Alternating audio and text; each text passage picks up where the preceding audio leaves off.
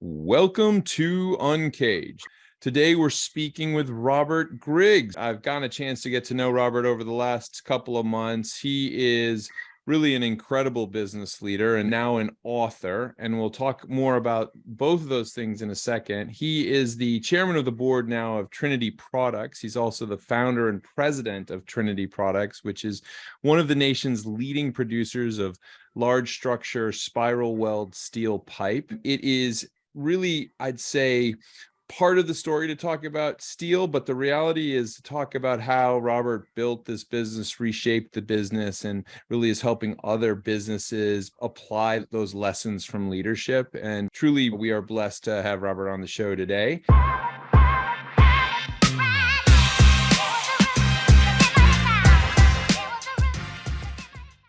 I'd love to start, Robert, asking a little bit about you and your career and how you got going. Well, thank you. It's so great. You know, we spent some time together in Miami and talked for about an hour about how this would go about. So it's funny, how I got started is graduated from the University of Missouri, answered an ad in the paper in 1977. So I'm showing a little bit of my age, and joined a steel pipe company. And then it's interesting, I got cheated out of some commissions, and two people said, let's leave. And we walked out the door and started a company. And a couple of things happened that have been with me the rest of my life. I never stick my hand in somebody else's pocket, okay, because that causes issues. And I really came to the point that if you can make people's lives better, the people that work with you and the people that you serve, which are your customers, your boss, great things happen to you. So that's how it happened. And it started in 1979. And that's a long time. We've really done well, and we've really cut a nice swath out of our business in the United States. And what a story it's been for Trinity as you guys have grown quite a leader in the market. But I mean, I love this now shifting your work at Trinity over into the publishing arena. We have a new book on the shelves. So folks, please look out for Foundational Leadership by Robert L. Griggs. Stick it up here. Yep. So tell me a little bit about the book, Robert, and how that kind of delves into some of the experiences you had at Trinity Products. Well, over the course of the last 40 plus years, because of our philosophy and how we've run our business and the things that have changed, I had a lot of people say to me, you should write a book. You should write a book. And I got thinking about it right before COVID. And so I ended up, while I was traveling, you travel a lot. You're on the plane for 2 or 3 hours of total interruption. You're not interrupted. And so I wrote about 22,000 words. Wow. Here's a lesson I would like to give all the executives today. My IT guy said, Robert, would you like a new laptop? And I said, sure. Who doesn't want a new laptop? And so I gave it to him. I got on the plane during COVID, the next thing, and I'm going to keep going. And all of a sudden I realized I'd saved it to my laptop and not into the cloud. And so I said, well, there wasn't a book meant to be. And then COVID happened and I still flew, and we still met people. They were very, very large jobs, and we still went out. And so I rewrote it. And one of the editors said, you know, you're going to write it better the second time. Yeah, that's how it came about. And it's really a story of wanting people to succeed and wanting to get better every day. So I love those ideas of getting better every day. And, you know, I think in a world where leaders are really trying to figure out where to go next right now, it's a complicated economic environment. Any advice for folks out there of what they should be focusing on? Well, you know, we've always really focused on the same thing, and it is the more you give, the more you receive. So we work really hard to make our employees' jobs better, which gets them engaged in the business. And then we also focus on, we have a boss, it's our customer. So those are the two things that we focus on. And I will tell you today, unfortunately, customer service is almost non-existent. And we do it so well. And so we have a motto, we have a boss, it's our customer, serve them. And then secondly, we serve our employees.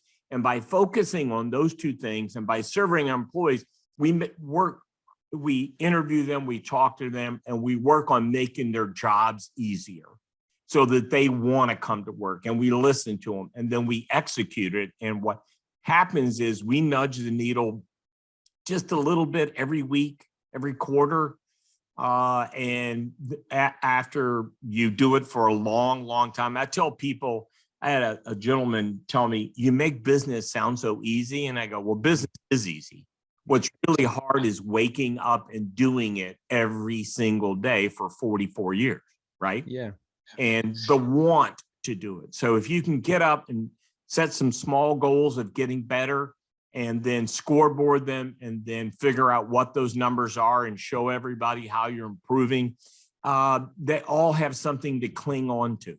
I think that one of the things that struck me, Robert, when we sat down together, and certainly comes out in discussions with you, your book, et cetera, is your focus on employees and this idea of the open book management. Tell us a little bit about what that is and really how companies should think about it.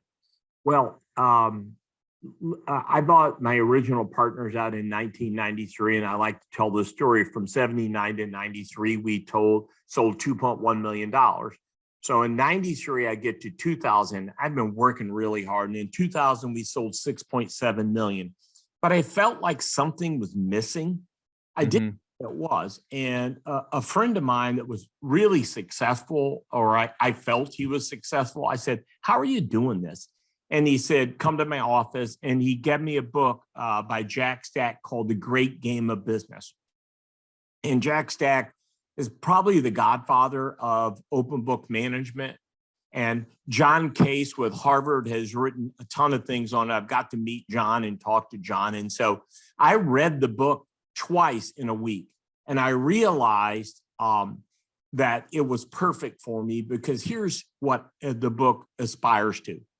Tell everybody how a business is run and then let them share in the profits. All right. So what we did was teach financial literacy, teach people how hard it is to run a business. Okay. You know it. You run a business. And then we shared up to 20% of the profits. So I hired Jack's company called The Great Game of Business. Go online and look at them. His daughter is running it now. I do some speaking for them, and they are fantastic about financial literacy, and then how you take matrix and you turn them into goals, and you do financial targets. And then if you meet them, you share the profits. And I got to it in a more of a way as a financial thing. If I made a lot of money, I pay 45% of that in taxes to Uncle Sam. And so when I calculated it out, if I give my employees 20% of the profits, they're paying it to Uncle Sam. And so it's almost 50 cents on the dollar to what I ended up paying. So it just turned into a great thing. So in 2000, we sold $6.7 million. And let's fast forward a decade to 2010. And guess what? We sold $67 million. Wow. I mean, I love the idea, Robert. And, when people talk about applying, I'd say, more equitable business structures to their business, as well as ways to excite employees, this is a really interesting concept. And so, I mean, I think it's a real world example that has proven itself out over many, many years in an industry that, people might say is like a commoditized type of structure, right? And so it's a wonderful case of adding something that's truly innovative that helps revolutionize not only a business but a sector. So I'm very, very excited about what you've done there. But let me change the gears a bit, Robert, because we've talked and you're a passionate individual in general, but what is it about what you do that kind of gets you up in the morning? What drives you right now? Well, it's the same. And so if I go back to 2010, we had kind of exhausted financial literacy and cutting expenses and doing those things. And so I was in Vistage for 12 years, which is a CEO leadership group, and also something on continuous improvement. And it was called COSI, the Cycle of Success Institute. So this is the other part that ignited, and this is what I call rocket fuel. When you put open book management with continuous improvement, what happens is you build an engine that everybody can do every day. And continuous improvement, in the engineering world, I talk to a lot of engineers and they make it sound like you've got to be a black belt, you've got to be this, and they make it feel complicated. But in reality, continuous improvement is, how do I get better today? All right. And you don't ask yourself, you ask the people that are doing the job. So we started this process with COSI, Cycle of Success Institute, and it weaved in so wonderfully that between that and open book management, I just want to say this, a decade later in 2022, okay, we did 275 million in sales. So 2020, 6.7, 2010, 67, in 2022, 275 million, all right? So this is not a fluke. This isn't an accident. And that's kind of what the book is about. It laid this process out. And what happens is all the people that work for me know they get a share of the profit. And they also now have a system to get better every day, where they set targets and then they figure out how to get to that target. And then we incentivize them through payroll and through what we call mini games where we pay them. And guess what? They're driving the ship. And Robert, or any leader, when you get to this place, you get to go out and look for the next thing, which I'm really good at. Finding the next place to go for us as a company. And since I've become the chairman of the board, I have a young man, Brian Davis, who's been with me 21 years. We have a plan to get to $1 billion. Will we get there? Absolutely. How long it will take, I do not know. But one thing I want you to know, we are in a commodity business. We're in a really tough racket, okay? You have foreign countries that dump steel in the United States. And so how do we do it? We do it through customer service, right? We do caring about our customer and caring about our employees. And God, I know I make that sound simple. All right, but read the book, go buy the book and look to it, and then give it to your guys in the shop or anybody that works for you and let them take some piece of what we're doing and see if they can't get better at it. Yeah, it's interesting because I think I hear about a lot of those ingredients, but separately. I'll hear a lot of people talk about continuous improvement, a lot on that topic. I don't hear a lot of people talking about open book management right now. I think it makes some leaders nervous still, but the reality is that you're absolutely right. It builds a trust bond and a growth bond and can reshape a whole industry and a whole business. I had this feeling you're going to let people realize that you don't know what you're doing, and running a business is hard. And you're going to think you want those, or you think those people think that you totally know what you're doing when really you don't. You show up and you do the best you can. So once you get out of your own way, I got to tell you something. Would you rather sell $60 million and not tell anybody what you're doing? Or would you rather have 300 people looking at what you're doing and sell 275 million? How much more do you think Robert Griggs makes when we sell 275 million than when we sell 60 million? Exactly. He started it with 6.7. So that's 100. And here's the credibility factor that I step in, because I'll tell you this story. When I started doing this for the book to publicize the book, I did the 6.7 to 275 million. And I said, how much growth is that over 22 years? And I did the calculation, and then I did it again, and then I did it again. And I walked in to two people's office, Brian Davis, and said, calculate this for me. I'm not telling you what it is. And I went into our controller and said, calculate this for me because I'm really nervous that I've screwed this up. They both came back. We've grown 118% over 22 years, okay? In a really, really hard business. It's like, what more proof do you need, right? Yeah. You engage the people, you let them share in the profits, you let Uncle Sam pay part of what you're giving them, okay? You get them engaged, and then you get involved in continuous improvement by asking them, and again, engaging them in how they'd like to do their job and service their boss, the customer. It's so simple. I just don't know why everybody doesn't do it, because you're going to make more money and you're going to have less headaches. Well, folks, read Foundational Leadership and learn how to do it. I mean, this is it. This is the real deal here. But I mean, as you look forward, Robert, I mean, you and I know that I'm not a big believer in talking about the far future, but the near future. What advice do you have for leaders navigating 2023 and all these lovely economic challenges right now into 2024? Well, we've experienced it, the banking crisis for anybody. And when I say crises, the banking industry is going to be fine. They're solvent. They do a great job. There's this moment in time where someone can take their money out so fast in a bank that it becomes a run. Okay. Mm-hmm. Somebody standing outside the door. That's a new phenomenon. So we're not as a country in trouble or an industry in that regard, but I would tell you, you really need to clean up your balance sheet, and you need to think about it, because they are going to trickle down and they're going to look at you. And so that would be one thing I would do. And the other thing that I am incredibly optimistic about is the opportunity. Okay. There are opportunities everywhere. And it's just by serving someone, right? I don't care what you do, what your business is.